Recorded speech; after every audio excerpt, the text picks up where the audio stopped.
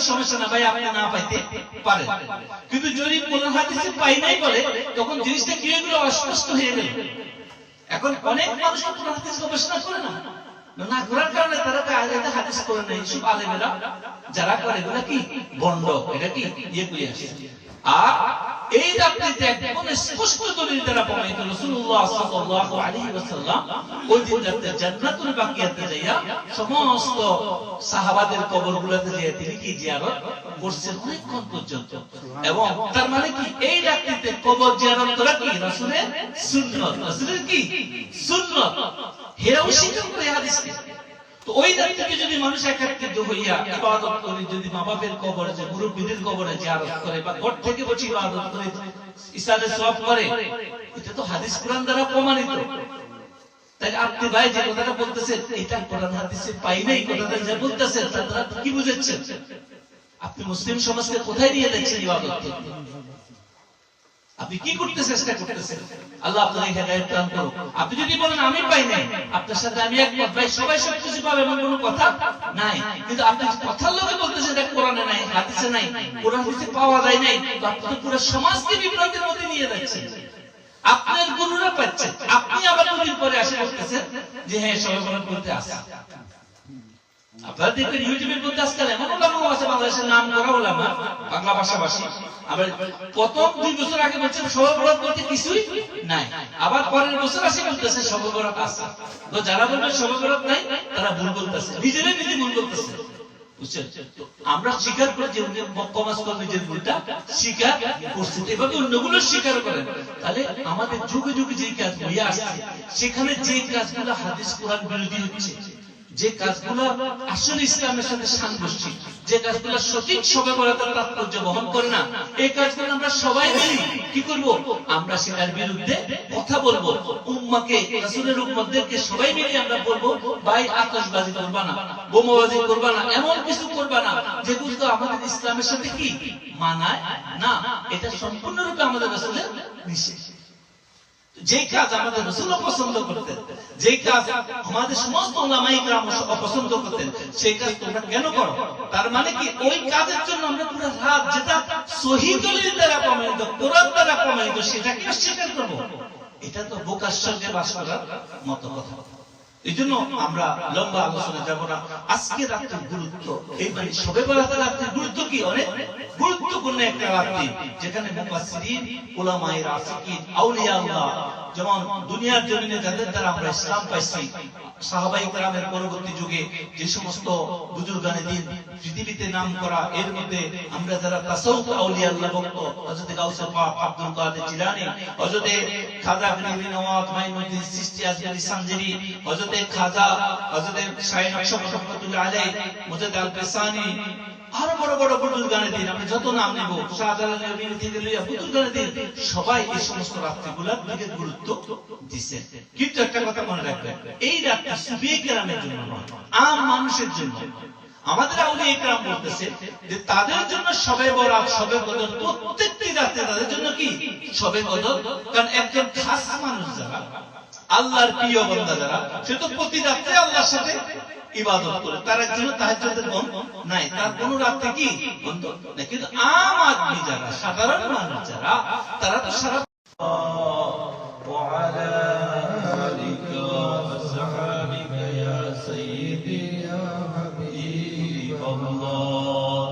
الصلاة والسلام عليك يا سيدي يا رسول الله وعلى آلك وأصحابك يا سيدي يا رحمة للعالمين. الحمد لله.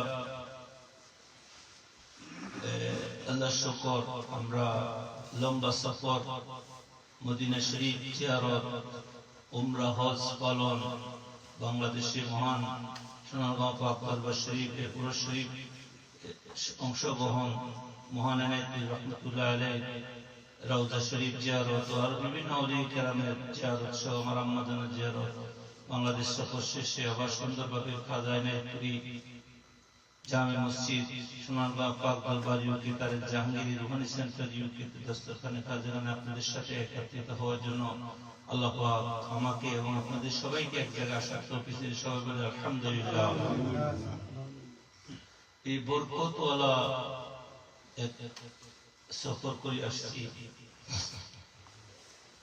আপনারা যারা যেখান থেকে দেখতেছেন এখানে আছেন, মা বোনেরা সহ আল্লাহ পাক যারা যেভাবে এই সফরে দোয়া করি, আমল করি, ওজিফা করি, অর্থ দিয়ে, সময় দিয়ে বিভিন্নভাবে আমাদের প্রোগ্রাম থেকে প্রোগ্রামে শরীক হইয়া আপনারা অংশগ্রহণ করছেন। আল্লাহ পাক আপনাদেরকে এই সমস্ত সফরের বরকত দান করুন। All of kids, you are welcome. I'm going to just introduce I travels Madinatul Munawwara. I performed Umrah and then went to Bangladesh, joined Urus Sharif and traveled to make ziyarat to Khadainati Rahmatullah and come back again. And that I'm going to say Alhamdulillah everyone. So today we're going to talk about this very soon, this week, maybe Thursday night, Friday night. Shabe Barat is called Night of Lakh, or in Arabic called Laylatul Barat. Laylatul Mubarakah is Quran mentioned in one ayah. So I'm going to speak Bangla. I hope everyone understands Bangla. I'm going to explain later, inshallah.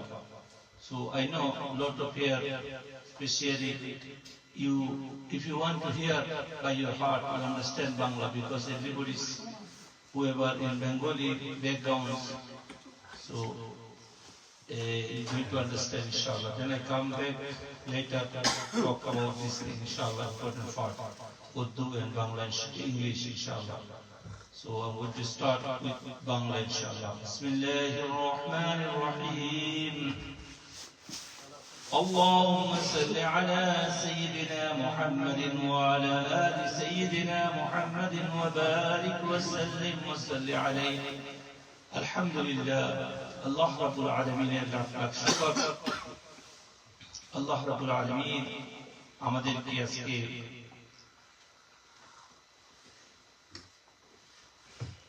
শাবান মাসের এই বরকতপূর্ণ মাহফিলে আমাদেরকে একত্রিত হওয়ার তৌফিক দিয়েছে জন্য সবাই বলে আলহামদুলিল্লাহ। আজকে আমরা পবিত্র শবে বরাত, যেটাকে নিয়ে আজকে সারা বিশ্বে আমাদের মধ্যে কিছু বিষয় নিয়ে মতনৈক্য চলতেছে। আমাদের অনেকের হাদিস এবং কোরআনের বিভিন্ন অর্থগত ভাষাগত বিষয়কে নিয়ে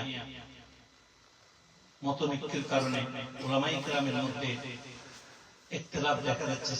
সাধারণ মানুষ যারা আমরা, তারা বিভ্রান্তির মধ্যে আছে। সেজন্য এই পবিত্র রজনীর ইবাদতের মধ্যে অনেক শৈথল্য, অনেক মানুষ এটাকে পালন করা ছেড়ে দিয়েছে। আল্লাহ পাক আমাদেরকে সঠিক জ্ঞানের মাধ্যমে যেটা করার হুকুম সেটা করার, এবং যেটা বর্জন করার হুকুম সেটা বর্জন করার জন্য তৌফিক দান করো। আসলে এই প্রাপ্তির ব্যাপারে সমস্ত গুরু যারা আজকে তাকে বলতেছে, ইভেন যারা সবচেয়ে বেশি কঠিন ভাবে বলতেছে শবে বরাতের কোনো আমল নাই, তারাও হাদিস গুলা মানে, বিশেষ করে কয়েকটা হাদিস একদম সহিহ হাদিস, এটাতে তারাও কোনো সন্দেহ করে নেই।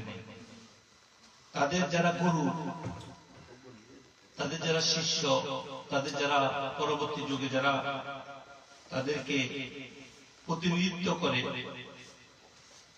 তাদের থেকেও এই শাবান মাসের মধ্যরাত্রি, তার মানে কোরআনের হাদিসের মধ্যে এই রাত্রিকে লাইলাতুল বরাত হাদিসের মধ্যে আসে। এখানে আসছে নিসফে মিন শাবান নামে আসছে। কিভাবে আসছে? নিসফে মিন শাবান মানে শাবান মাসের মধ্য, শাবান মাস 30 দিন 28 দিনের মধ্যখানে যে নিস মানে আধা, বাংলা ভাষায় বলে যেটা মিডল অফ মান্থ। তো এখানে একটা হাদিস, সেখানে তাদের সমস্ত গুরু যারা আলবানি আরো তাদের, আমরা যদি ওদেরকে নিয়ে কোনো মেনশন করি না, তারাও বলছে হাদিসটা সহিহ। তো একটা বিষয়কে প্রমাণ করার জন্য একটা সহিহ হাদিস এবং কোরআনের আয়াত এই কাফি, একটা বিষয়কে এটা আছে। তার মানে কি তারাও স্বীকার করে যে নিসফে মিন শাবান যেটা, সেটা সহিহ এবং সেটাতে আমল করার ব্যাপারে কোন রকমের কোনো বাধা নাই। এখন যেগুলা নিয়ে মতভেদ সেগুলো হলো কি, এই রাতে আমরা কিভাবে আমল করব, কি আমল করব, বিভিন্ন বিষয় নিয়ে সেখানে মতভেদ আছে।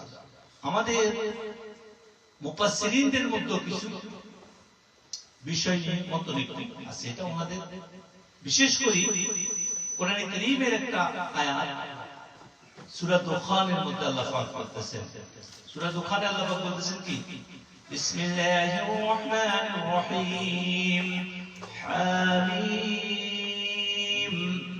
ওয়াল কিতাবিল মুবিন, ইন্না আনজালনাহু ফি লাইলাতিন মুবারাকাতিন ইন্না কুন্না মুনজিরিন ফিহা ইউফরাকু কুল্লু আমরিন হাকীম আমরান মিন ইনদিনা ইন্না কুন্না মুরসিলিন। সাদাকাল্লাহুল আযীম। এই সূরা দুখানের মধ্যে আল্লাহ পাক মেনশন করতেছেন হামিম। আপনারা জানেন হা আর মিম হাকিকতে মুহাম্মদ দের শব্দের অর্থ অনেক মুফাসসিরিন বলেছেন হামিমের অর্থ এটা হরফে মুকাত্তাআত, আয়াতে মুতাশাবিহা, একমাত্র আল্লাহ পাকের খাস বান্দারা নবীরা ছাড়া এটা অর্থ আম মানুষে করা ঠিক নয়। এরপরে বলছে ওয়াল কিতাবিল মুবিন, স্পষ্ট কিতাব। এখানে আসি অর্থগত কারণে এখানে কিছু বিষয়। এরপরে যে আয়াত আসছে ইন্না আনজালনাহু ফি লাইলাতিন মুবারাকা, বলছে লাইলাতুল মুবারাকা, যেটা আমাদের পরবর্তী ইন্ডিয়ান সাবকন্টিনেন্ট আরবের যে ফার্সি ভাষায় আসে মুবারক শব্দ অর্থ কি, বরাত মানে ভাগ্য রজনী, ভাগ্য মুবারাকা। তো এইটার সাথে মিলে হযরত ইকরামা রাদিয়াল্লাহু তাআলা আনহু সাহাবী, তিনি বলছেন এই আয়াত দ্বারা আল্লাহ পাক নিসফে মিন শাবানকে মানে শাবান মাসের মধ্যবর্তী রাতকে আল্লাহ পাক নির্দিষ্ট করেছেন। পরবর্তীতে এই হাদিস এবং বড় বড় উলামায়ে কেরাম মুকাজ্জালি রাহমাতুল্লাহ আলাইহি ওনার ইয়াহিয়া উলুমুদ্দিনের মধ্যে লিখছেন, তাফসীরে মাজহারি, তাফসীরে রুহুল বায়ান, তাফসীরে রুহুল মাআনি, বড় বড় তাফসীরের মধ্যে এটা লিখছেন। এই জন্য অনেক মুফাসসিরিন বলতেছেন এই আয়াত দ্বারা আল্লাহ পাক লাইলাতুল মুবারাকা বলতে বাইত রজনী লাইলাতুল বরাতকে বুঝাইছে। কারণ এই রাতটি সম্পর্কে অনেকগুলো হাদিস আসছে, যে হাদিসের মধ্যে আল্লাহ পাক মেনশন করছেন এই রাতটিতে আল্লাহ পাক সবাইকে মাফ করে দেন, একমাত্র মুশরিক এবং যারা হাসাদকারী মুশাহিন যারা আছে, যারা হিংসাকারী, এদেরকে ছাড়া আল্লাহ পাক সবাইকে। আর এই হাদিসটা সবাই গ্রহণ করছে।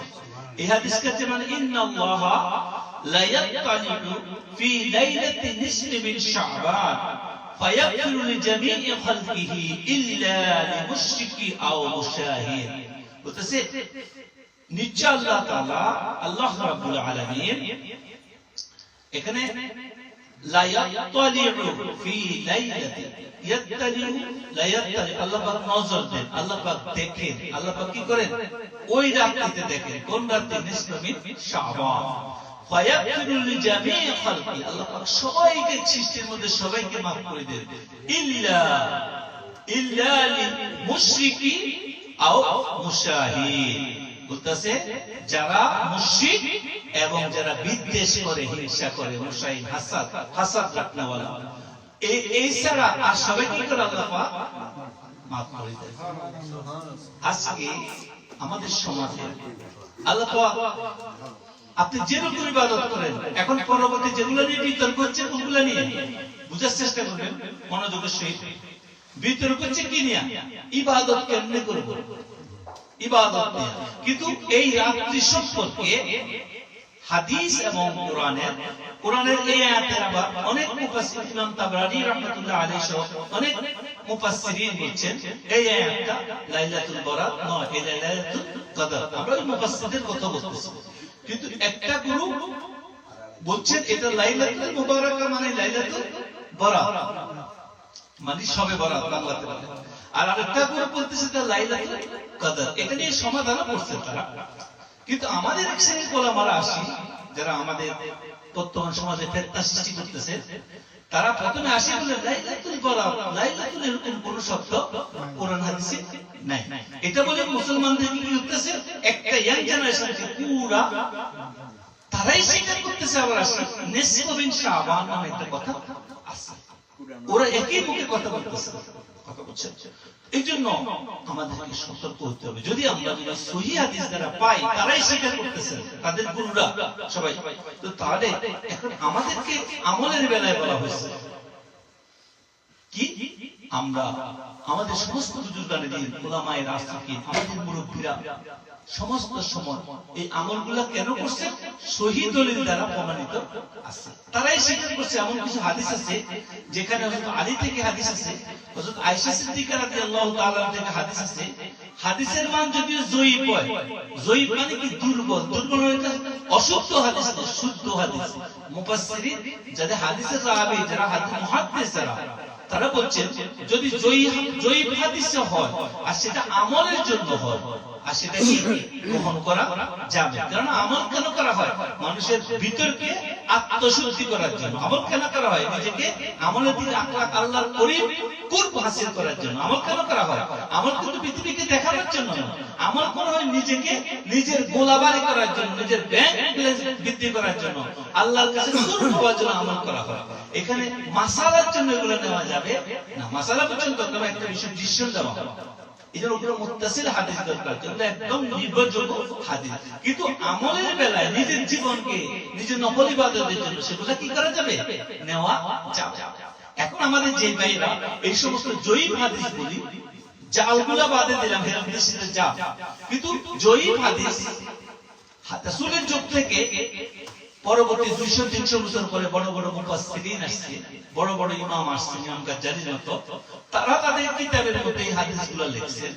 এখন এরা আসে বলতেছে হাদিসগুলো কি জাল, জাল মানে কি ভুয়া হাদিস।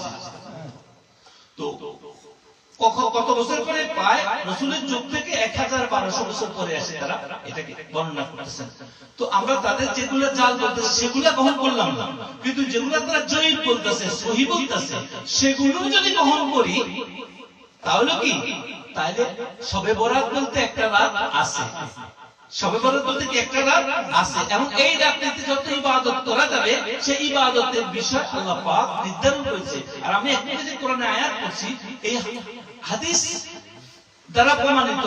হযরত ইকরামা রাদিয়াল্লাহু তাআলা সাহাবী, একটা পক্ষ মানে আর একটা পক্ষ মানে, যারা মানে তারা কি সাহাবীর হাদিসটাকে মানে আল্লাহ পাক এই আয়াতের মধ্যে আল্লাহ পাক নিজে নির্ধারণ করতেছেন যে এটা এমন এক কোরআন স্পষ্ট পবিত্র রাতে আল্লাহ পাক নাযিল করছেন, এবং কি করছেন আল্লাহ পাক ফিহা ইউফরাকু কুল্লু আমরিন হাকিম। এই রাতে আল্লাহ পাক সমস্ত বিষয় আল্লাহ পাক হুকুম করেন। কি করেন আল্লাহ? তার মানে কিছু হাদিস আসছে বলছে এই রাতে মানুষের মৃত্যু কখন হবে, তার সারা বছরের ভাগ্য কি হবে, তারপরে তার জন্য কি কি বিষয় উত্তম করে তার ইয়া করা হচ্ছে, সব বিষয় রাতে কি করা হয়? লেখা হয়। অনেকগুলো হাদিস আমরা মেনশন করতেছি না, অনেক লম্বা সময় লাগবে, কিন্তু আমি বোঝানোর চেষ্টা করতেছি যে কথাটা, সেটা হলো যেই ভাইয়েরা, আমাদের যে ভাইয়েরা আলেমে দ্বীন, তারা কিতাব পড়ে, তারা কি অনেক কিতাব পড়ে, তারা গবেষণা করে, তাদের লক্ষ লক্ষ ফলোয়ার। আজকে আপনি ইউটিউব, ফেসবুকে যান, তাদের কথাই সবার উপর, তারা প্রথম কথায় কি বলে? খুব সুন্দর ভাষায় বলে দিবে এরকম কোন কথা কোরআনেও পাই নাই, হাদিসেও পাই নাই।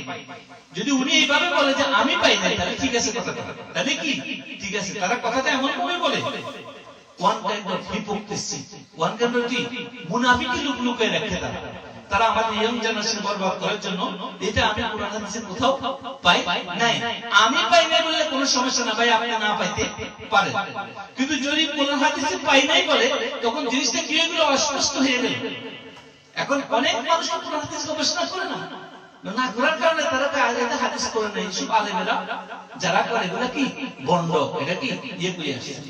আর এই রাত্রিতে একদম স্পষ্ট দলিল দ্বারা প্রমাণিত রাসূলুল্লাহ সাল্লাল্লাহু আলাইহি ওয়াসাল্লাম ওই দিন রাতে জান্নাতুল বাকিয়াতে যাইয়া সমস্ত সাহাবাদের কবরগুলোতে যাইয়া তিনি কি জিয়ারত করছেন অনেকক্ষণ পর্যন্ত। এবং তার মানে কি এই রাত্রিতে কবর জিয়ারত করা কি রাসূলের সুন্নাত, রাসূলের কি সুন্নাত। হেরাও স্বীকার করে হাদিসকে।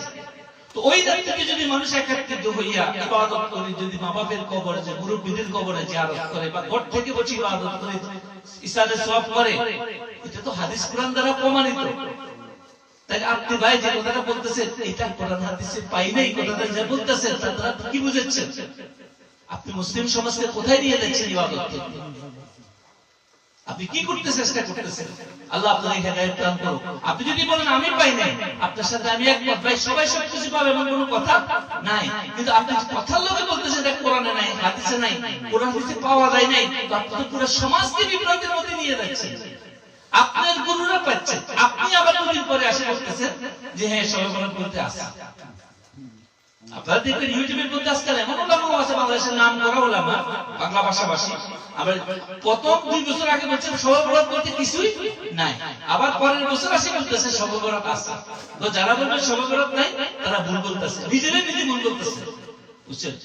আমরা স্বীকার করে যে উনি কমাস করে নিজের ভুলটা স্বীকার করছেন, এভাবে অন্যগুলো স্বীকার করেন। তাহলে আমাদের যুগে যুগে যে কাজ হয়ে আসছে, সেখানে যে কাজগুলো হাদিস কোরআন বিরোধী হচ্ছে, যে কাজগুলো আসলে ইসলামের সাথে সাংঘর্ষিক, যে কাজগুলো সঠিক শবে বরাতের তাৎপর্য বহন করে না, এই কাজগুলো আমরা সবাই মিলে কি করব? আমরা সেটার বিরুদ্ধে কথা বলবো। উম্মাকে, রাসূলের উম্মতদেরকে সবাই মিলে আমরা বলবো ভাই আতশবাজি করবা না, বোমাবাজি করবা না, এমন কিছু করবা না যেগুলো আমাদের ইসলামের সাথে কি মানায় না। এটা সম্পূর্ণরূপে আমাদের রাসূলের নিষেধ। যে কাজ আমাদের রাসূল পছন্দ করতেন, যে কাজ আমাদের সমস্ত উলামায়ে কেরাম অপছন্দ করতেন, সেই কাজ তোমরা কেন করো? তার মানে কি ওই কাজের জন্য আমরা পুরো রাত, যেটা সহিহ দলিল দ্বারা প্রমাণিত, কোরআন দ্বারা প্রমাণিত, সেটাকে অস্বীকার করব? এটা তো বোকার সঙ্গে বাস করার মতো কথা। এই জন্য আমরা লম্বা আলোচনা যাব না। আজকে রাতের গুরুত্ব, এই মানে শবে বরাতের রাতের গুরুত্ব কি? অনেক গুরুত্বপূর্ণ একটা রাত্রি, যেখানে মুফাসসিরিন, উলামায়ে রাসিকিন, আউলিয়া আল্লাহ, যেমন দুনিয়ার জমিনে যাদের দ্বারা আমরা ইসলাম পাইছি, সাহাবায়ে কেরামের পরবর্তী যুগে যে সমস্ত বুজুর্গানে দিন পৃথিবীতে নাম করা, এর মধ্যে আমরা যারা তাসাউফ আউলিয়া আল্লাহ ভক্ত, হযরত গাউসে পাক আব্দুল কাদের জিলানী, হযরত খাজা গরিবি নওয়াজ মাইনুদ্দিন চিশতি আজমিরি সানজিরি, হযরত খাজা, হযরত শাইখ নকশবন্দ রহমাতুল্লাহ আলাইহি, মুজাদ্দিদ আল-ফিসানি, আরো বড় বড় বুজুর্গানে দিন আমরা যত নাম নেব, শাহজালাল নবী থেকে লইয়া বুজুর্গানে দিন, সবাই এই সমস্ত রাত্রিগুলোর দিকে গুরুত্ব দিয়েছেন। কিন্তু একটা কথা মনে রাখবেন, এই রাতটা সুফিয়ে কেরামের জন্য নয়, আম মানুষের জন্য। আমাদের আউলিয়া কেরাম বলতেছে যে তাদের জন্য শবে বরাত, শবে কদর, প্রত্যেকটি রাতে তাদের জন্য কি শবে কদর। কারণ একজন খাস মানুষ যারা, আল্লাহর প্রিয় বান্দা যারা, সে তো প্রতি রাতে আল্লাহর সাথে ইবাদত করে, তার জন্য তাহাজ্জুদের বন্ধ নাই, তার কোন রাতে কি বন্ধ নাই। কিন্তু আম আদমি যারা, সাধারণ মানুষ যারা, তারা তো সারা বছর ইবাদত করতে পারে, কিন্তু তারা বিভিন্ন কারণে ফরজ নামাজগুলো পড়ে, নফল নামাজের দিকে গুরুত্ব থাকে না। সেই জন্য এই সমস্ত রাত্রিতে স্পেশাল গুরুত্ব আল্লাহ পাক যখন বলছেন, নালে সহিহ হাদিস দ্বারা কেন আসছে এই রাত্রিতে? কোন রাত্রি? যে নিসফুল শাবানের রাত্রিতে আল্লাহ রাব্বুল আলামিন লাইলাতুল, মানে আল্লাহ পাক এদিকে দেখেন নিসফুল শাবান রাত্রিতে। রাতটা প্রতিটা দিন আল্লাহর কাছে সমান হওয়া উচিত ছিল না?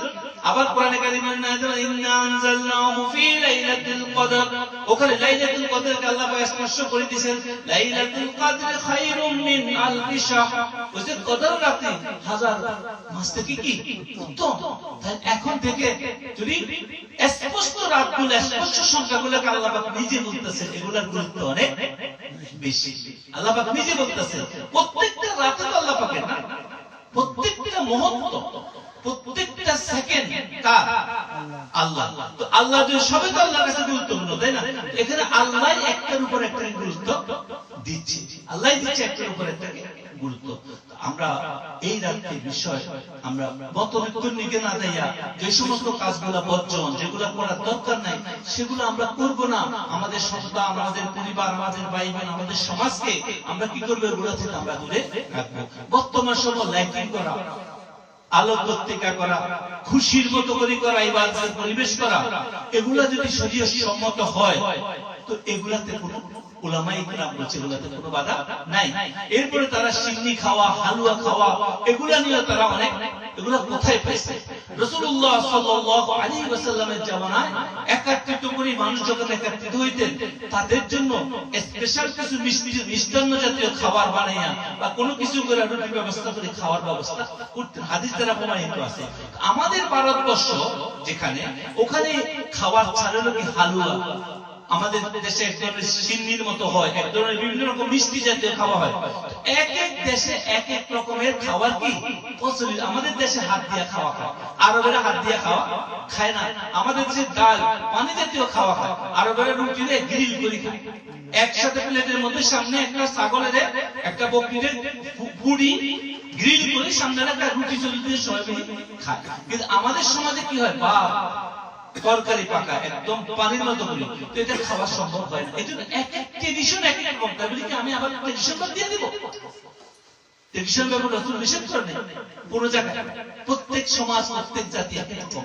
এই জন্য ইসলাম হলো কি, যেখানে যাবেন সেখানে ইসলামকে আপনাকে সুন্দরভাবে, যেভাবে যে অঞ্চলের মানুষ যেভাবে চলে সেটার লগে মিলে ইসলামকে আপনাকে সেখানে হবে। এই জন্য হালুয়া আমাদের অঞ্চলে একটা খাওয়া, মিষ্টান্ন।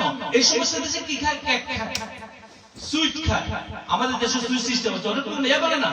এখন আপনি যদি বলেন হালুয়া বলতে কোনো কিছু কোরআনে নাই, এটা তো ভাই ওয়ান পয়েন্ট আপনার জ্ঞানের সমস্যা। প্রত্যেকটা অঞ্চলের মানুষের কাছে একটা ডিশ, একটা জিনিস কি। এই জন্য হালুয়া আপনি যত বেশি ইচ্ছা বানান, খান। উলামায়ে কেরাম বলছেন হাদিস কোরআনে কোনো জায়গায় বাধা নেই হালুয়া খাওয়ার জন্য। বলে এটা আপনি কেন স্পষ্ট করে এটা বলবেন? এটা তো বেদাত। কোনো কিছু অতিরিক্ত হইলে এটা কি বেদাত। বেদাত তো ভাই সবকিছুই বেদাত। রাসূলের জামানা, সাহাবাদের জামানার পরে যত কিছু আছে সবকিছুই কি ওই জামানায় ছিল না। এই যে লাইটিং ওই জামানায় ছিল না, টেলিফোন, প্লেন, এগুলো ওই জামানায় ছিল না। এগুলো যুগের সাথে সাথে চেঞ্জ হচ্ছে। এগুলো প্রয়োজনের সাথে সাথে মানুষের উপকারে মানুষ এগুলো কি করতে, আমরা প্রয়োজনে আজকে ট্রেন ব্যবহার করতেছি, আমরা অনেক কিছু মাইক ব্যবহার করতেছি, অনেক রকম সিস্টেম, সেগুলো একদম নাকি ছিল না। ইভেন আমরা যে ইবাদত করি, নামাজ পড়ি, এই যে নামাজ আদায় করি, এই যে সূরা কেরাত করি, এই কোরআনের মধ্যে যে যে বলেছিল না। রাসূলের জামানায় এই যে আমরা যে যে পড়ি না, এটাও কিন্তু রাসূলের জামানায় ছিল না। ইভেন সাহাবাদের জামানায় ছিল না, তাবেঈনের জামানায় সেটা হয়েছে। এবং অনেক কিছু আছে পরবর্তী যুগে এসে একত্রিত হয়েছে। আমরা বুঝা উচিত যে রাসূলের জামানায় যেটা ছিল না, এর পরবর্তী যুগে এটা যদি উত্তম জন্য হাসানা হিসেবে করা হয়, মানুষের উপকারার্থে করা হয়, যেটা আমাকে ইসলামের মূল বিষয় থেকে, কোন জিনিস খারাপ, বেদাত, কোন বেদাত খারাপ, ওটা যে জিনিস আমাকে মূল বিষয় থেকে সরাই নেবে, মূল থাকবে না, বেস থাকবে না। যদি বেস ঠিক থাকে, ঈমান ঠিক থাকে, তো এটা সৌন্দর্য যদি বাড়ানো হয় এটা আরো তরক্কি করার জন্য, তাহলে এটা আমাদের উলামায়ে কেরাম বলছে এটা কি জায়েজ। এটা কি এক হাদিস থেকে আনছেন। এটা তো গেল। এরপরে আপনি যেটা আসছে সেটা হলো যে শবে বরাতের রাত্রি বা পরবর্তী রাত্রিগুলোতে আপনি যে রোজা রাখবেন শবে বরাত উপলক্ষে, এটা নিয়ে হাদিসের দ্বারা তারা পায় না খুঁজে। এটা কি হাদিসের দ্বারা খুঁজে পায় না ভাই। শবে বরাত 15 তারিখ, 14 তারিখ, দিবাগত 15 তারিখের পরে হাদিস শরীফ, মুসলিম শরীফের হাদিস আছে, রাসূলুল্লাহ সাল্লাল্লাহু আলাইহি ওয়াসাল্লাম প্রতি মাসে 13, 14, 15, 13, 14, 15 কে আইয়ামে আবিজ বলে। এই 3 দিন কি রোজা রাখতেন। এবং কি দাউদ আলাইহিস সালামের সুন্নাত তরিকা ছিল একদিন বাকি রাখি, একদিন রোজা রাখতেন। আর রাসূলুল্লাহ সাল্লাল্লাহু আলাইহি ওয়াসাল্লাম আরো হাদিস আছে যে শাবান মাস হচ্ছে রজব আল্লাহর মাস, রজব কার মাস, আর শাবান রাসূল বলেছে আমার মাস, আর রমজান কার মাস, উম্মতের মাস। এই রমজান মাস কার মাস? উম্মতের মাস। কারণ উম্মত হিসেবে রোজা রাখতে কষ্ট করবে। আর শাবান মাসটার মাস রাসূলুল্লাহ সাল্লাল্লাহু আলাইহি ওয়াসাল্লামের যে রাতে রাসূলুল্লাহ সাল্লাল্লাহু আলাইহি ওয়াসাল্লাম এমন ভাবে রোজা রাখা শুরু করতেন শাবান মাসে, মনে হয় যেন আর তিনি রোজা বন্ধ করবেন না। 15 দিন 10 দিন 15 দিন রোজা রাখতেন রাসূল শাবান মাসে। তো হাদিস দ্বারা প্রমাণিত এই মাসে রাসূল অধিক হারে রোজা রাখতেন। এখন আর কি প্রমাণ দরকার আছে যে 15 তারিখে রোজা রাখার ব্যাপারে? নিষেধ আছে কোন জায়গায়? তাহলে নিষেধ নাই।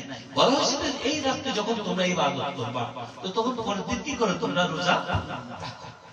এমনি তো হাদিস দ্বারা প্রমাণিত আছে। তাহলে ভাই এই বিষয়গুলো নিয়ে আপনারা এত বিতর্ক করতেছেন যে উম্মতকে এটা নাই ওটা নাই এটা নাই ওটা নাই বলে মানুষকে কি করতেছেন আপনি কনফিউজের মধ্যে নিয়ে যাচ্ছেন। আরে ভাই যদি বলেন ঠিক আছে এটা স্পষ্ট করে করা সবে বরাদ্দ রোজা রাখা যাবে না, ভাই এটা তো আমরা বলতেছি না যে তুমি এই মাসের যে গুরুত্ব রোজা সবে বরাদ্দ যে গুরুত্ব এটা তো হাদিস দ্বারা প্রমাণিত, কোরআন দ্বারা প্রমাণিত। এখন তুমি মানো না মানুষের তোমার পার্সোনাল ব্যাপার, কিন্তু উম্মতের মেজরিটি উলামায়ে কেরাম সেই 1400 বছর থেকে রাসূলের যুগের পর থেকে যেটা পালন করে আসতেছে, এখন তোমরা সেই সমস্ত উলামাদের বলতেছে এরা ভুল করছে। কি করতেছে তারা? ভুল করছে। ভাই আমরা তো কখনো এটা বলতে পারবো না, তোমরা বলতে পারো, কিন্তু আমরা প্রমাণ দিয়ে দিচ্ছি যে যদি একটা হাদিসও সহিহ থাকে এই রাত্রির ব্যাপারে, তাহলে এই রাত্রে কি করা হালাল না শুধু জায়েজ না শুধু হাজারবার জায়েজ। তো এই রাত্রিতে যদি শরীয়ত সম্মতভাবে আমি যা কিছু করি, হালুয়া বানাই খাই, আমি সারা দিন রাত রোজা রাখি, আমি ইবাদত করি, সারা রাত নফল ইবাদত করি, যা কিছু করি সেটা যদি শরীয়তের বিরুদ্ধে না যায়, যদি মানা না থাকে তাহলে তুমি কোন মানা করো উম্মতকে বিভ্রান্ত করা? তুমি কোথায় থেকে আসতে বলা শোনা করা বলতে কিছু নেই, যেটা নিষিদ্ধ সেটা বলো। হ্যাঁ এখানে কিছু বিষয় আছে হাদিসের মধ্যে লেখা আছে, কিছু কিছু হাদিস কিছু কিছু জয়ীফ কিছু কিছু জাল হাদিস আসছে, সাজ হাদিস বলে কিছু কিছু হাদিস আমরাও স্বীকার করি, কিন্তু সেগুলো আমলের বেলায় কিসের বেলায় আসছে? আমলের বেলায়। বলা হচ্ছে এক হাদিসের কিছু কিছু হাদিস আছে যেখানে বলেছে ওই রাতে তোমরা নামাজ পড়ো 2 রাকাত 2 রাকাত করি, প্রতি রাকাতে আলহামদুর সাথে 300 বার কুল আল্লাহ পড়ো, 500 বার কুল আল্লাহ পড়ো। এগুলো হাদিসকে মেনশন করছে কিছু কিছু উলামায়ে কেরামের কিতাবের মধ্যে। বুঝছেন? তো আমরা ওটাকে হাদিস হিসেবে না নিই, এটাকে প্র্যাকটিক্যাল জীবনে অভিজ্ঞতার জন্য সওয়াবের নিয়তে আমল করি। নফল ইবাদত আপনি যেভাবে করেন সেখানে কোনো রকমের বাধা নাই। আপনি সূরা আল-আনকাবুত পড়ি 500 বার কুল আল্লাহ যদি নফল ইবাদত খারাপ করে এটাকে বাধা আছে? নিষেধ নাই, কোনো ইমামের দ্বারাও নিষেধ নাই। তা আপনি যদি মনে করেন হাদিস বলবেন না বলেন, কিন্তু এই আমল যদি কেউ করে সওয়াবের নিয়তে নফল ইবাদত বাধা কোথায় আছে সেটা দেখান। বাধা কোথায় আছে সেটা দেখান। এইভাবে আপনি আত্মস্থ নিতে পারেন জিনিসটা। আর যদি কেউ যদি তাকে আমরা বলি ভাই এটা কোনো হাদিস আমরা পাই নাই, আপনি হাদিস বলবেন না। এটা আপনি যদি হাদিসের প্রুফ না দেখাতে পারেন, দলিল না দেখাতে পারেন, তাহলে আপনি এটা হাদিস বলবেন না, আপনি নফল ইবাদত হিসেবে করতে পারেন, তাহলে তার ঝগড়া হবে না। কিন্তু আপনি একদমই বলতেছেন এটা ভুয়া হাদিস, মোপাস ভালো ভালো নাম করা আলেম তারা বলতেছে ভুয়া, এটা ভুয়া ভুয়া ভুয়া বলে মানুষকে আজকে নামাজ রাতে 2 রাকাত নফল নামাজ পড়বে সেদিকেও মানুষ এখন নাই। আমাদেরকে ফোন করে হুজুর এই রাতে কোন নামাজ আছে কিনা, এই রাতে আরে ভাই এই রাতে নামাজ পড়লে সমস্যা কোথায়? আপনার প্রতিদিন রাতে নফল ইবাদত করার ব্যাপারে হুকুম আছে, তাই না? এই রাতে যখন আল্লাহ পাক নিজে বলতেছে এই রাতে মুশরিক এবং হাসাদকারী ছাড়া সবাইকে মাফ করে দেন, তো এই রাতে সারা ইবাদতের মধ্যে থাকাই তো উত্তম, তাই না? এই রাতে মুশরিক এবং যারা হাসাদকারী এরা ছাড়া আল্লাহ পাক সবাইকে মাফ করে দেন। তো আমার মধ্যে দেখতে হবে আমার মধ্যে মুশরিকত আছে কিনা, শিরক আছে কিনা, আর আমার মধ্যে হাসাদ আছে কিনা, এগুলা ছাড়া আর সবকিছু কি আল্লাহ পাক। তাই আমাকে কি করতে হবে? রাতের জন্য প্রস্তুতি নিতে হবে। মুশরিক কাকে বলে? এটা নিয়ে তাদের সমস্যা। তারা সবাইকে আমভাবে, আমরা যারা মাজারে যাই, ওলিদের কাছে যাই, পীরের দরবারে যাই, আমাদের কোনো কিছুতে আমরা কাজ করি, আমরা সবাই মুশরিক তাদের চোখে। তাদের চোখে আমরা মুশরিক। মুশরিক তারা আমাদের কিভাবে বানাইছে? আমরা মাজারওয়ালার কাছে যাই, আমরা কি চাই কিছু, খাজা বাবা দেন কিছু, হযরত খাজা নবী রহমাতুল্লাহ কিছু দেন কিছু, তাদের কথা মানলাম। কিন্তু মুশরিক কিভাবে হইলাম? তারা কি আমাদেরকে কোন হাদিস কোন দলিল ভিত্তিতে আমাদেরকে মুশরিক করে তারা? আল্লাহু আ'লাম। যে আপনারা সাধারণ জ্ঞান রাখেন মুশরিক কাকে বলে? মুশরিক বলা হয় যে শিরিক করে, যে কি করে? শিরিক করে। শিরিক কি জিনিস? আল্লাহর সমকক্ষ কোনো কিছুকে কি বাবা, আল্লাহর সমান কি বাবা, যে কাউকে আল্লাহর সমান বাবা কি এটা কি শিরক করা, যে কোনো কিছুকে আল্লাহর সমকক্ষ বাবা, আল্লাহর বরাবর বাবা, এটা কি বলে শিরক বলে, এই মুশরিক হয়। এখন আমরা যারা কোনো ওলির দরবারে যাই, আমরা কোনো ওলির দরবারে যাই, আমরা কোন ওলির দরবারে যাই, আমরা কি ওখানে আল্লাহর ওলি হিসেবে যাই বা একজন সাধারণ বান্দা হিসেবে যাই না আল্লাহ হিসেবে যাই বলেন? আমরা ওখানে কেন বাবা সাধারণ ইমামের কবর জিয়ারত করতে গেলে মাজার জিয়ারত আমরা কিভাবে যাই? উনি আল্লাহর একজন বান্দা। আচ্ছা ওলি অনেকে মানতেছে, মানে আমরা তো ওলি মানি, অনেকে আমাদের চোখের সামনে বলতেছে উনি ওলি নাকি, আপনি কেমনে জানেন? এত বড় আল্লাহর একজন বুজুর্গ ব্যক্তি যার লাইটে পুরো বাংলার সমস্ত জমিনে আলোকিত হয়েছে, তার বেলায় সমস্ত ওলামারা বলে যে উনি ওলি, আপনি কেমনে জানেন? উনি যে বলি তার চোখ না অন্ধ, যে কোথায় থেকে সেই ইউমেন থেকে আসছে ও সেখানে উনি ইতিহাসও শুনতে রাজি না, বলছে উনি ওলি গ্যারান্টি কি আপনার কাছে? আচ্ছা ভাই আপনি ওলি মানিয়ে না, আমি তো দেখতেছি যার লাইটের কারণে পুরো বাংলা ভারতবর্ষের সব জায়গায় লাইট দিয়েছে, মানুষ লক্ষ লক্ষ, এখন তার নাম শুনলে মানুষের কাছে একটা মহব্বত সৃষ্টি হয়, এটাই তো ওলির একটা গুণ। বাবা শাহজালালের নাম শুনতে আর দেখেন এখানে কত লক্ষ লক্ষ মুসলিম বানাইছে, জালালিয়া মসজিদ শাহজালাল মুসলিম বানাইছে না, ওনার নাম ওনার কত কিছু চলতেছে, নামের পর কত কত কিছু খাট, আর কি দরকার ওনার ওলি হিসেবে প্রমাণ করা? এরপরে এদের জ্ঞানে এত সমস্যা, এরা বলে কি উনি ওলি, আপনি কেমনে জানেন? ঠিক আছে, এরপরে এই ওলির দরবারে আপনি যখন গেছেন, আপনি কি করতেছেন? ওনাকে আল্লাহ কই দিতেছেন, বলতেছেন ইনি আল্লাহ, আল্লাহ নাউজুবিল্লাহ মিন যালিক, কেউ কি আল্লাহ কই যায়? আল্লাহর ওলি, আল্লাহর বান্দা, আল্লাহর একজন বান্দা হিসেবে আমরা যাই, তাই না? তো প্রথমেই তো আমি ডিভাইডেড করে দিছি উনি আল্লাহ নয়, উনি আল্লাহ বান্দা, তাইলে আমি শিরক কোথায় করলাম? যদি ওর কাছে চাইও কোনো কর্ম ভাই, সাধারণ ইমাম রাহমাতুল্লাহ আলাইহি, বাবা আপনি আমার কিছু দেন, এটা গুনাহ হবে, এটা কি হবে? গুনাহ হবে, কবিরা গুনাহ হইতে পারে, কিন্তু এটা তো শিরক হচ্ছে না, কারণ আমি প্রথমেই তো তাকে আল্লাহ মানতেছি না, তাকে কি মানতেছি না? আমরা এখানে কখনো বলি না যে তার কাছে কাছে অবস্থা করে, আমরা তো ওলামায়ে কেরাম কখনো বলি না, তর্কের খাতিরে কথাটা বলবো যে তারা আমাদেরকে মুশরিক বলে। আজকে ইয়াং জেনারেশন আমাদেরকে আজকে কিভাবে ওলিদের দরবার থেকে দূরে সরাচ্ছে, তারা বলতেছে এখানে যাওয়া যাবে না, শিরক শিরক শিরক। আরে ভাই শিরক তুমি মৃত্যু, কারণ তুমি কথাটাকে ঘুরে বলতেছো, যদি তার কাছে যায় সে গুনাহগার হবে, কারণ একজন ওলি আল্লাহর বান্দা, সে তার কাছে সবার কথা কোনো জায়গায় লেখা নেই, তাই না? কিন্তু তাকে ওলি মানে যাচ্ছি আমি, তাকে কিন্তু আল্লাহ মানে যাচ্ছি না। আরে ভাই আপনার কাছে আমি গেলাম, আপনাকে আমার 500 টাকা দেন, আপনি আমার চাচা, আপনি আমার ভাই, আপনাকে আমি আল্লাহর বান্দা হিসেবে মানে যাচ্ছি, আমার 500 টাকা দেন, আমার দরকার 500 টাকা যাচ্ছি না আমরা, আমি কি শিরক করতেছি? আর আল্লাহর ওলি তো সবাই জিন্দা, কোন রূহের মৃত্যু হয় না, কোন মানুষের মৃত্যু হয় না। এখন তারা যদি আল্লাহর ওলি হয়ে থাকে, হাদিস দ্বারা প্রমাণিত আছে, তারপরে তো বলেছে যে তোমরা তাদের কাছে ওলিদের দরবারে যাও, জিয়ারত করো, এবং সেখানে কি করো?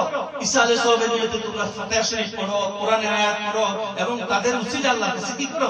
চাও, এবং আমাদের মুদ্দাকাতের জন্য মাফ চাও। আমরা এই সমস্ত বুজুর্গের দরবারে কেন যাই?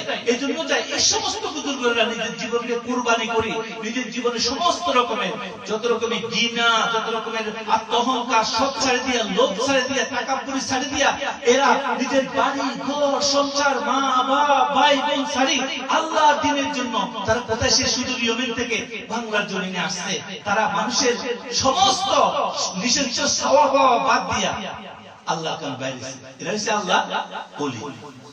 এরা কি আল্লাহর ওলি? এদের কাছে আমরা এদেরকে দেখে কি করব? আমরাও শিখবো যে আমরা কিভাবে এই দুনিয়ার মায়া ছাড়তে পারি, এই দুনিয়ার লালুচ ছাড়তে পারি, এই দুনিয়ার তাকাব্বুরি ছাড়তে পারি। তাহলে বুঝলেন, এই সবে বরাতে আমরা যারা ওলি আল্লাহদের মাজারে যাব, জিয়ারত করতে, মা বাবার কবর জিয়ারত করতে যাব, আমাদেরকে আদব শিখতে হবে, জানতে হবে। আমরা গুনাহ করব কেন?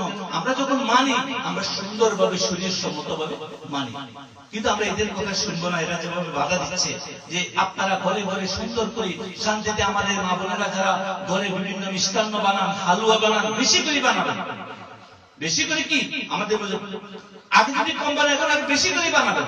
দোকানের থেকে মিষ্টি কিনে মানুষকে খাওয়াবেন, কেন? সবে বরাতে বলতে খাওয়াবেন, বিভিন্ন জায়গায় করে মিষ্টি দিয়ে খাওয়াবেন। কারণ এখন আরো বেশি করে করা দরকার, যেখানে হয় না সেখানে আরো বেশি করে করবে, কারণ এটাতে হাদিস দ্বারা কোনো জায়গায় নিষেধ নাই। আর তৃতীয় নম্বর হলো আপনারা আপনাদের মা বাবার কবর জিয়ারত করবেন বেশি বেশি করে। এই রাতে সারা রাত চেষ্টা করবেন ইবাদত করার জন্য, যেভাবে পারেন আপনি কোরআন তেলাওয়াত করি, নফল ইবাদত করি, আপনি জিকির আজকার করি, আপনি আপনার পক্ষে যেভাবে সম্ভব। কারণ এই রাতে একমাত্র মুশরিক। তাহলে আমরা কি আমাদের মধ্যে কোনো মুশরিকত আছে কিনা? মুশরিক কি আমরা অনেক লম্বা আলোচনা করছি। যখন আপনি হাসাদ করবেন, হাসাদ করছেন মানে হিংসা করা, এই রাতে আল্লাহ পাক হিংসুকদেরকে আল্লাহ পাক মাফ করবেন না। খোঁজেন এখন আপনার মধ্যে আমার মধ্যে হিংসা আছে কিনা, হাসাদ আছে কিনা, একটু খোঁজেন। যদি আপনার মধ্যে থেকে হিংসাকে বাদ দেন, এই রাতটা আগে এই সমস্ত উত্তম রাতগুলো আমাদের কি করা উচিত? যে আমার মধ্যে শিরক আছে কিনা, আমার মধ্যে হাসাদ আছে কিনা, বা হিংসা আছে কিনা, এটাকে খুঁজে পাই। হিংসা কাকে বলে? হিংসা কি মানে আমার কোনো কিছু কম আরেকজনের বেশি, তাহলে আমার সহ্য হচ্ছে না। আমার সন্তান জ্ঞান কম, আরেকজনের সন্তানের জ্ঞান বেশি, আমার জ্বলে। আরেকজনের সন্তান যদি একটু ভালো রেজাল্ট করে, আমার জ্বলে। আরেকজনের ছেলে মেয়ে যদি ভালো কামায়, আমার জ্বলে। আমার দোকান যদি কম চলে, আরেকজনের দোকান বেশি চলে কি আমার ট্যাক্সি ইনকাম কম হয়েছে, আরেকজনের ট্যাক্সি ইনকাম বেশি হলে কি হয়? আমার জ্বলে, শুনলেও জ্বলে। রাসূলুল্লাহ সাল্লাল্লাহু আলাইহি ওয়াসাল্লাম বলছেন এই সমস্ত কথা একজনের সাথে একজন শেয়ার করবা না, তাহলে কি হবে? মুখ লাগে, নজর লাগে, ওটা অন্যের নজর থেকে বাঁচি থাকো। কারণ অনেকে সহ্য করার ক্ষমতা কি নাই, জায়গা ছোট। কিন্তু এটারে কি হইতাছে? রাসূল কেন এই ব্যাপারে বলল এই রাত্রিতে হিংসুককে আল্লাহ মাফ করবে না। কেন বলেন? এটা বুঝছেন আপনারা কেন আল্লাহ পাক এত বড় ডেঞ্জারাস কাজ, এত উত্তম, সবাইকে মাফ করে দিবেন, মুশরিকের হিংসুকের মাফ করবে না? কারণ হিংসা এমন এক ডেঞ্জারাস জিনিস, বুঝার চেষ্টা করেন। হিংসা এমন এক ডেঞ্জারাস জিনিস, কারণ আপনি ওখানে যাই আল্লাহর লগে শিরক করতেছেন। আল্লাহ পাক কাউকে কিছু দিছে, আপনি সেখানে যা আল্লাহকে বলতেছেন তুমি এটা দিলা কেন? অকারণ আল্লাহ ওরে ওর ট্যাক্সি ইনকামকে বাড়া দিলা কেন, আমার কম দিলা কেন?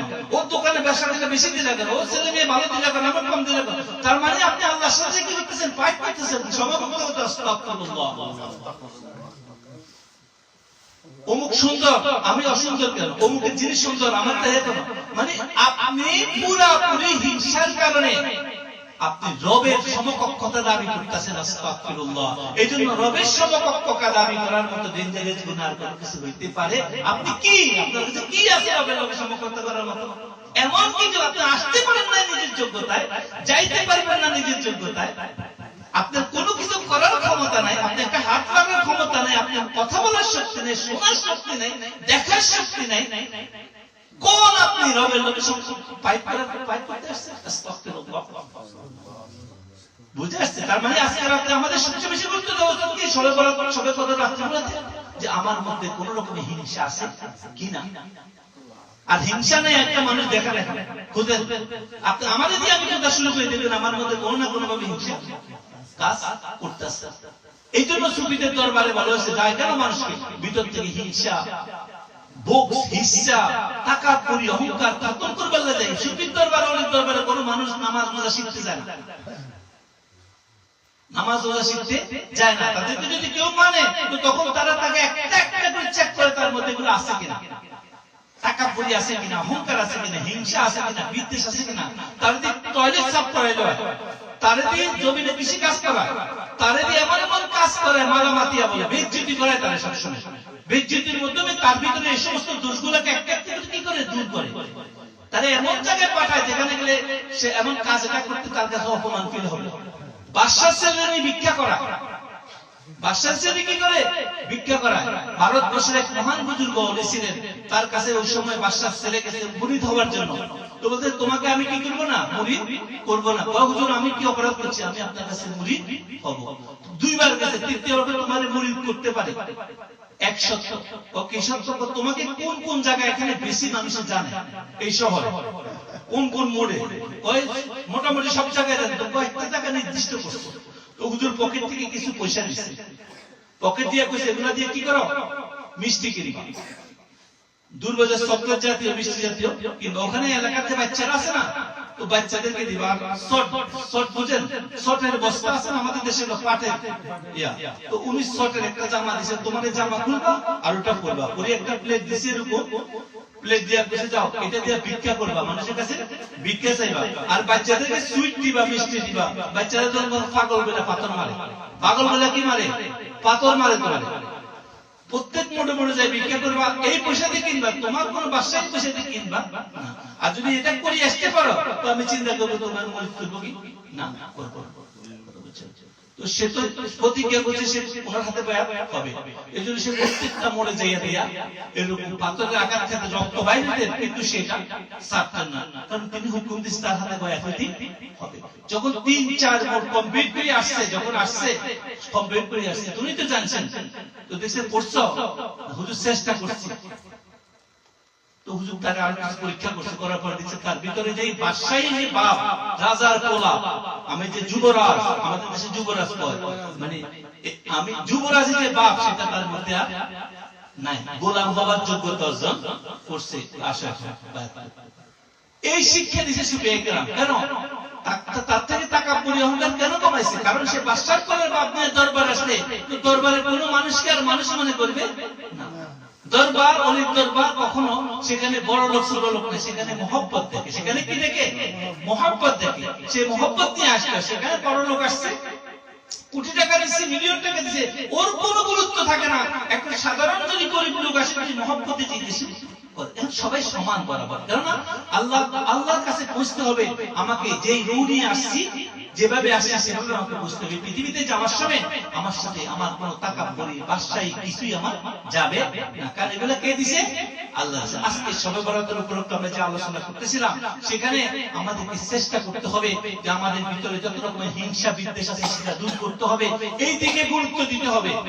আপনি যতই নামাজ আদায় করেন, যতই সারারাত ইবাদত করেন, এগুলো থাকে, এটা কোনো গুরুত্ব নাই। এই জন্য কোন কোন ওলামায়ে কেরাম বলে, তোমার মধ্যে এগুলো যদি না থাকে, সারারাত ঘুমাইও থাকো, তো তোমার জন্য অনেক কি উত্তম। যদি এগুলো রাখি, যদি সারারাত, আমরা দেখি অনেক মানুষ আছে যারা রাতে বিবি হালুয়া লাগান না কেন, বা খাওয়া করতে অসুবিধা কেন, সারারাত নামাজ পড়ে বিবির সাথে এমন ঝগড়া শুরু হয়েছে, স্বামী স্ত্রী তার স্বভাবের অর্থ দিচ্ছে তার সঙ্গে, আরে ভাই তোমাদের কোন কিছু এটার জন্য ইয়া করার জন্য, কমাস কম তোমার ভিতরে রাগ প্রশান্ত কন্ট্রোল করো, এই রাতে শিক্ষা ইয়ে কন্ট্রোল করো না। তো তাহলে এই রাতে ইবাদত করা কি গুরুত্ব? এরকম অনেক কিছু আছে। সবাই রাতে বাইরে থেকে মারামারি করতেছে, বন্ধু বন্ধু পাড়ায় পাড়ায় দেখেন বোমাবাজি হইতেছে, আস্তাগফিরুল্লাহ, এগুলো কোথায় পেছে না। মসজিদে আসতেছি ইবাদত করতে, সেখানেও লাইন পাইতে একটু খানা পাইতে দেরি হয়েছে, একটু বসতে দেরি হয়েছে, 2 মিনিট হুজুরে দেরি করতেছে কেন, শুরু গেছে দরকার, গালিয়ে শুরু করে দিচ্ছে, বা চোখে দেখতেছে। তো তোমার মনে কইছে এখানে মসজিদে আসার জন্য, যদি তোমার সময় না থাকে ভাই কাজ করবা, ঘুমাও বাসা পয়দা বাজে, তোমার সময় না উঠে আসতে আরামসে চলে যাও, আদব রক্ষা করো। কিন্তু এগুলো নাই। আজকে তো মসজিদ গুলো এমন অবস্থা হয়েছে, সেখানে মসজিদ বড় বড় মসজিদ, লক্ষ লক্ষ মানুষ নামাজ পড়ে, সেটার পরে কোনো তালিমের ব্যবস্থা নেই। শুধু চাইতেছে জামাতের জন্য দৌড়ায় দৌড়ায় যাচ্ছে, আল্লাহু আকবার, নামাজ শেষ, সালাম ফিরে, আবার সালামের পরে নামাজের আছে, মুনাজাতের ব্যবস্থা দরকার নাই, ছাড়ি দিছে, যাও দৌড়ে শুনে ঘরে যাও, যাইয়া কি করে সিগারেট টানো, টিভি দেখো, ফেসবুক দেখো, বন্ধু দেখো, আড্ডা দাও, আর ওই সমস্ত এই গল্প শুনো, আর সকাল উঠে কাজ করো। এই যে শিক্ষা, এই যে মানুষের চেঞ্জিং আদত, সেটা কোথায়? আজকে সেই মেশিন বন্ধ করে দিছে এই সমস্ত ওলামায়ে কেরাম। প্রত্যেকটা ক্ষেত্রে তারা আজকে শুধু ইয়া সৃষ্টি করতেছে, যুক্তি অযুক্তি দরকার নেই, প্রথম কথা বলে দিছে কি, এগুলো তো কোন হাদিসে নাই, পাওয়া যায় না। আস্তাগফিরুল্লাহ। আরে ভাই, আপনাদের কাছে আমরা রিকোয়েস্ট করব, আপনি পান না এটা বলেন, কিন্তু আপনি বলবেন না কোন হাদিসে নাই। এটাই আপনি সমাজ বরবাদ করতেছেন। আপনি একটু চিন্তা করে দেখেন, যারা হয়তো আমাদের মতো অনেকে শুনে, তো আমরা বলবো যে আপনি একটু আরেকবার চিন্তা করে দেখেন, আপনি কি আপনার আমানতের খেয়ানত করতেছেন না? আপনি যেটা পান নাই ভাই, আমি পাই নাই, সবার পক্ষে সবকিছু পাওয়া সম্ভব নয়। যারা রাত দিন আল্লাহর কালাম নিয়ে গবেষণা করে আসছে কোটি কোটি 600 বছর, তারা পাইছে, তাদের কিতাবের মধ্যে রয়েছে, আর আপনি এটাকে অস্বীকার করতেছেন। আল্লাহ আপনাদেরকে হেদায়েত দান করুন। আজকে এই শবে বরাত রাত্রিতে আর কিছু কথা বলে শেষ করব। এই রাতে যে সমস্ত হাদিসগুলো আসছে আমল করার জন্য, এই আমল হলো ওদের জন্য যারা আমলে বরকত চায়। এই রাতগুলো অনেক গুরুত্বপূর্ণ। এই রাতটাতে কেউ যদি নফল নামাজ আদায় করেন, মাগরিবের পর থেকে গোসল করবেন, এই উত্তম রাতে। এগুলাতে কি হয়, মাগরিবের সূর্যাস্তের পরে গোসল করে নেবেন যাদের পক্ষে সম্ভব। গোসলের এত বরকত এই রাতে, বলতেছে জুমার দিন এই সমস্ত রাত্রিগুলোতে গোসল করা কি অনেক উত্তম। প্রতিটি কাতরা মানে প্রতিটি ফোঁটা পানির গুরুত্ব অনেক বেশি বহন করে। সোয়াবের, আমি সোয়াবের কথা বললাম, অনেক গুরুত্ব বহন করে এই রাত্রির বরকত। ওরাই বুঝবে যারা পাইছে। আপনি মিষ্টি খাওয়ার পরে মিষ্টি কি জিনিস বুঝবেন, তাই না? তো মিষ্টির সামনে রাখলে যদি সারাদিন ঘুরেন মিষ্টির তেজ বুঝবেন না তো কখনো। তো যে ভাইয়েরা হাদিস দেখছে খালি এক রাকাত নামাজে আলহামদুলিল্লাহ 300 বার সূরা ইখলাস পড়ার কথা, আরে পড়ে দেখো না ভাই, এটা বরকত কি তুমি দেখবা। তুমি শুধু মানায় করতেছো হাদিস নেই হাদিস নাই। আরে হাদিস নাই ভালো কথা, বুজুর্গদের ওলি আল্লাহদের আর উলামায়ে কেরাম যারা পূর্ব বুজুর্গ যারা, তাদের সুন্নাত হিসেবে এটাকে পালন করো। আর মা একটা কথা আমরা পালন করি না, উত্তম হইলে করি তো, তো বুজুর্গদের সুন্নাত হিসেবে এটাকে পালন করো, করি দেখো এটার বরকত কি জিনিস। দেশ আপনাদেরকেও বলতেছে আজকে যাদের পক্ষে সম্ভব 2 রাকাত করে 20 রাকাত নামাজ পড়বেন। কত রাকাত নামাজ?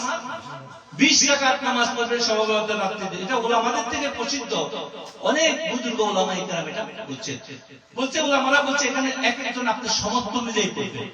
আনন্দের সাথে পারলে একবার সূরা ইখলাস, কুল হুয়াল্লাহু আহাদ, আর যদি সম্ভব 3 বার পড়বেন প্রতি রাকাতে। 3 বিশে 60 বার হবে, তাই না? আর যদি আরো সম্ভব হয় প্রতি রাকাতে 20 বার করে পড়বেন, ঠিক আছে? আরো সম্ভব হলে 25 বার, আরো সম্ভব হলে 50 বার, ঠিক আছে? যদি 50 বার করে 20 রাকাত নামাজে 1000 বার সূরা ইখলাস পড়া হবে। আর 1000 বার সূরা ইখলাস যদি মনোযোগ সহিত পড়ে এটা অনেক বরকত হবে। এটা বাধ্য নয়, এটা কি নফল নামাজ, প্রথমে মনে রাখবেন। তো আপনারা যারা করতে চান এই আমল করে দেখেন। আর এটা দ্বারা কি হবে জানেন, আপনি নামাজ শেষে প্রতিদিন যদি পরবর্তীতে 2 রাকাত করে নামাজ পড়েন এভাবে, আর 40 বার করে সূরা ইখলাস পড়েন, এইটার দ্বারা আপনি যে কোনো বাচ্চা জ্বর হচ্ছে, কাশ হচ্ছে, জিনে ধরছে, ভূতে ধরছে, আপনি একটানা 11 বার পড়ি আপনি দম করেন ওই বাচ্চাকে, পানি দেন, ইনশাআল্লাহ দেখবেন সাফা হবে। এক রাত্রির আমল যদি আপনারা করতে পারেন, করতে চান এই রাত্রির, যারা দম করতে চান তারা কমসে কম 25 বার করে প্রতি রাকাতে করতে হবে। কতবার? 25 বার। তাইলে আপনি 20 রাকাত নামাজ কমপ্লিট করে 50 বার করলে অনেক ভালো। আর এই রাত্রিতে যারা আমাদের এখন আসেন, যারা আমাদের সাথে সম্পর্কিত আউলিয়া কেরামকে ভালোবাসেন, যারা সুলুকের রাস্তা চলতেছেন, যারা সাধন ভোজন করেন, যারা সাধন ভোজন করেন তাদের জন্য এখন এর কথাগুলো আছে। যারা চান এই রাত্রিতে আপনি 3 দিন আইয়ামে 20, কয় দিন? 13, 14, 15, এখন সময় আছে 13, 14, 15, এই 3 দিন রাত্রিতে আপনি যদি সম্ভব প্রতিদিন আপনি 399 বার, কতবার? 399 বার করে আয়াতুল কুরসি পড়বেন। 399 বার 3 দিন কমপ্লিট করবেন। এটা আপনার মুকাম্মেল যাকাত আদায় হয়ে যাবে। 300 যদি রোজা রাখেন 3 দিন, তাহলে কোনো ফরজ করতে হবে না। ফরজ বুঝছেন মানে মাছ, মাংস, ডিম, দুধ এগুলো খাওয়া থেকে দূরে থাকা। কেন এগুলো আমরা করাই? কারণ এগুলো খাওয়ার মাধ্যমে গ্যাস হয়, এগুলো খাওয়ার মধ্যে শরীরের মধ্যে বিভিন্ন সমস্যা হয়। তা আপনি বসে আমল করতে পারেন না, আপনার সমস্যা হয়। তাহলে এটা এইজন্য বুজুর্গরা বলে এগুলো এই কয়েকদিন এগুলো খাওয়া থেকে দূরে থাকলে পেট খালি থাকে, কম খাইবেন, এমন খাওয়া খাবেন যেন গ্যাস না হয়। তাহলে আপনি বসি মনোযোগের সহিত একাগ্রতার সহিত ইবাদত করতে পারবেন। তো শবে বরাতের আমল হিসেবে আপনারা যারা করতে চান, যারা কোরআন পড়তে পারেন, যারা সূরা মুজাম্মিল পড়তে পারেন, এটা বরকতপূর্ণ রাত। এই 3 দিন প্রতিদিন 117 বার করে যদি কেউ পড়ে এটার অনেক বরকত হবে। আর কারো কাছে যদি হিম্মত থাকে, শক্তি থাকে, তাহলে এই 3 দিনে ইয়া সামাদ, আল্লাহ পাকের নাম, কুল হুয়াল্লাহু আহাদ, আল্লাহুস সামাদ, আল্লাহুস সামাদ বা ইয়া সামাদ, এই 3 দিনে 1,25,000 বার পড়ে দিবেন। 1,25,000 বার পড়ার পর আপনি দেখবেন এটার বরকত কি জিনিস। আর যারা আমাদের অন্যান্য মুরিদিন আছেন, মুহাব্বতকারী মা বোনেরা আছেন, তারা চাইলে এই 3 দিনের মধ্যে আপনি যে কোনো আমল আগে যাকাত দিচ্ছেন, যারা আমাদের থেকে শুনতেছেন লাইভে, ওই 3 দিন বা লাস্টের দিন যেটা শবে বরাতের রাত, ওই দিন কমাস মাত্র সমস্ত আমলগুলোকে, যারা যে আমল করছেন, সূরা ইয়াসিনের আমল করছেন, যাকাত দিবেন, হিজবুল বাহারে যাকাত দিবেন, তারপর আয়াতুল কুরসি যাকাত দিবেন, সূরা ফালাক, সূরা নাস যাকাত দিবেন, যে নিয়াত ওয়াদা যাকাত দিবেন, যে ইলাফে কুরাইশদের যাকাত দিবেন, যে যে আমল করছে ওই আমলগুলো কমাস কম ওই রাত্রিতে দৌড়াই নেবেন, যে যতবার করেন দৌড়াই নেবেন শবে বরাতের রাত্রিতে। এক রাত্রি যদি করতে পারেন তাও আপনার পুরো বছরের যাকাত আদায় হয়ে যাবে। কারো পক্ষে সম্ভব সূরা ইয়াসিন 72 বার পড়ে নেবেন। সূরা ইয়াসিন কতবার? 72 বার, তাহলে পুরো বছর যাকাত আদায় হয়ে যাবে। সূরা আর রহমান 40 বার পড়ে নেবেন, যাকাত আদায় হয়ে যাবে। সূরা মুলুক যদি 41 বার পড়ে যাকাত আদায় হয়ে যাবে। আমি আর বলবো না, এখান থেকে বলে দিতেছি, যারা আমাদের বক্তব্য বিভিন্ন জায়গা থেকে শুনতেছেন তাদের জন্য বলে দিতেছি যে এই আমলগুলো আপনারা করে নেবেন। আর যদি পারেন সূরা ফালাক আর সূরা নাস করতে, তাহলে 333 বার 333 বার করে নেবেন। আর কেউ যদি এটাও না পারে 19,000 বার, কতবার? 19,000 বার শুধু শবে বরাতের রাত্রিতে বিসমিল্লাহির রহমানির রহিম, বিসমিল্লাহির রহমান পড়বেন, এটার আমল আপনি হয়ে যাবেন, যাকাত আদায়। ওই পরবর্তীতে দেরি কেউ যদি দম করতে চান, বাচ্চা কাচ্চা জিনিস শয়তান সমস্যা এদেরকে দম করতে চান, তাহলে কমস কম 1000 বার পড়তে হবে। আর যদি দম না করেন 100 বার পড়লে এটার বরকত থাকবে। কিন্তু কেউ যদি দম করেন কোন আমলকে, আমার থেকে অনুমতি নিবে কমাস কম ডেইলি আপনি একটা নির্দিষ্ট ওয়া না করে তাহলে দম করবেন না। তাইলে যারা দম করবে ওই শয়তানটা আপনার ঘরে যাবে, কোথায় যাবে? আপনার বাচ্চাদের উপরে যাবে, আপনার সমস্যা হবে। সেজন্য আমার অনুমতি ছাড়া কেউ দম করতে যাবে না। ওভাবে আমল না করলে উল্টাপাল্টা দম করে নিজের জীবনে বিপদ আনবে না। আপনারা আমরা অনেকে খুশি, আমি দেশে গেছি, আমার অনেক মুরিদ আমাদের পীর ভাই অনেক বিপদে আছে। কেন? আমাদের থেকে অনুমতি ছাড়া তারা মানুষকে উপকার করছে, ঠিকই মানুষ উপকার পাইছে। তারাও হুজুর আপনার দম করছেন, অনেক ভালো আছে, কিন্তু তার জীবনে তার বউ বাচ্চা, তার পরিবারে অনেক অশান্তি এবং তাদের বিপদগুলো তাদের উপর আছে। আমি যখন চেক করে দেখতেছি ওই যে সমস্যাগুলো, ওই যে শয়তানগুলা, ওই যে জিনগুলা ওর বাচ্চাদের উপর, ওর বউর উপর আসে হামলা দিছে। এই জন্য এই কাজ করবেন না কখনো। আমাদের থেকে অনুমতি নিবেন, আমাদের থেকে আলোচনা করবেন, তাহলে ইনশাআল্লাহ শবে বরাতের রাত্রি, শবে কদরের রাত্রি, এই সমস্ত রাত্রিগুলো অনেক উত্তম রাত্রি। এই জন্য সামনে আইয়ামি আমি যে 3 দিন আছে, যা যে আমল করতে পারেন করবেন। আর নাহলে শবে বরাতের রাত্রিতে আপনারা বাসে, বিশেষ করে মা বোনেরা যারা তারা ছোট ছোট বাচ্চা আছে, নিজের পরিবারকে দম করবার জন্য আপনারা আয়াতুল কুরসির আমলটা করতে পারেন, বিসমিল্লাহির রহমানির রহিমের আমলটা করতে পারেন, সূরা কাউসারের আমলটা করতে পারেন। সূরা কাউসার যদি 1000 বার করে পড়তে হয়ে যাবে, বা শবে বরাতের রাতে 1000 বার পড়লো হয়ে যাবে না তো না কাল কাউসার। পরবর্তীতে দেরি 110 বার করে পড়বেন। আর যদি কম করে 40 বার পড়বেন, যদি আপনি বাচ্চা কাচ্চারা দম করতে চান, নিজের বাচ্চা, নিজের হাজবেন্ড, নিজের ওয়াইফকে দম করতে পারবেন। যে কোনো আমল করলে কোনো শক্তি, কিন্তু বাইরের কোনো মানুষকে আপনার পরিবারের দম করতে গেলে আমাদের থেকে অনুমতি নেবেন, তাইলে আপনার বিপদগ্রস্ত সেজন্য আপনি দায়ী। আল্লাহ রাব্বুল আলামিন আজকে এই শবে বরাতের এই পবিত্র আলোচনাগুলো আমাদেরকে আমল করার জন্য তৌফিক দান করুক। আমাদের মতো যত কমি আছে আল্লাহ পাক আমাদেরকে মাফ করুন। আমিন।